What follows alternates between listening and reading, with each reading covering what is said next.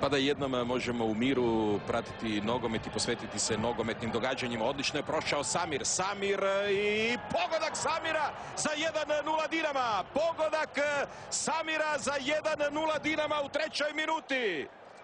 Dinamo vodi 1:0. Fantastično je sada prošao Samir i evo vodstva modrih u Tiraspolu.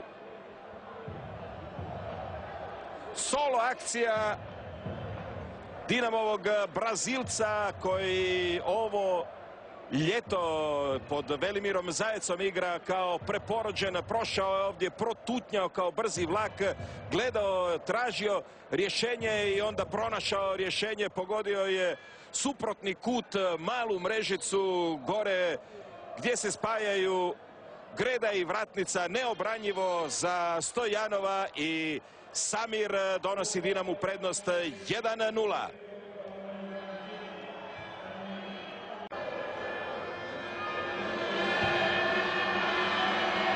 Još jednom s vrata je otišao Butina i sada Greda spašava modre.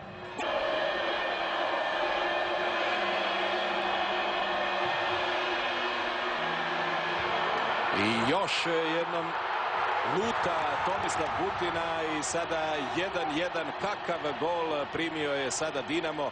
Ponovo ista muka koja Dinamo muči od početka ove sezone, ali i katastrofalna reakcija. Zabio je Jerohin u 35. minuti.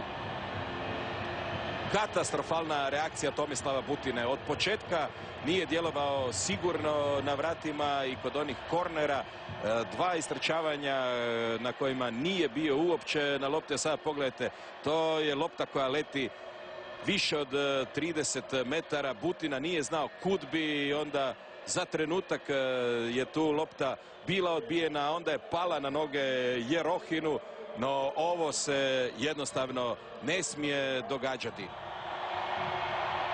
Tu nije uspio zaustaviti Mesarić. Šerif je stigao do izjednačenja za uzvrat sljedeće srijede u Zagrebu. I sada je opasno i ovo će biti isključenje.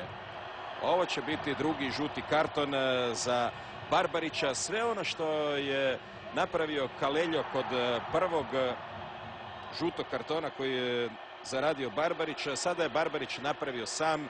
S pogrešne strane je ušao i jednostavno nakon toga povukao na travu Franka. Grčki sudac Kakos pokazao mu je drugi žuti.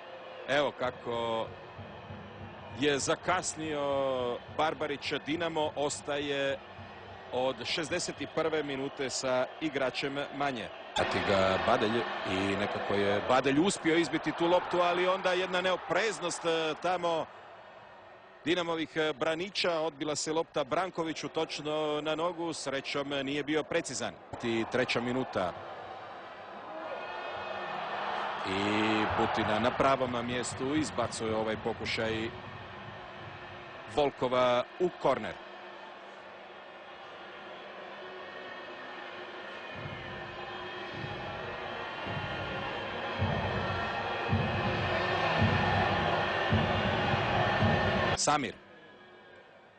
Samir, ali sada nema nikoga. Kreće ipak Dodo.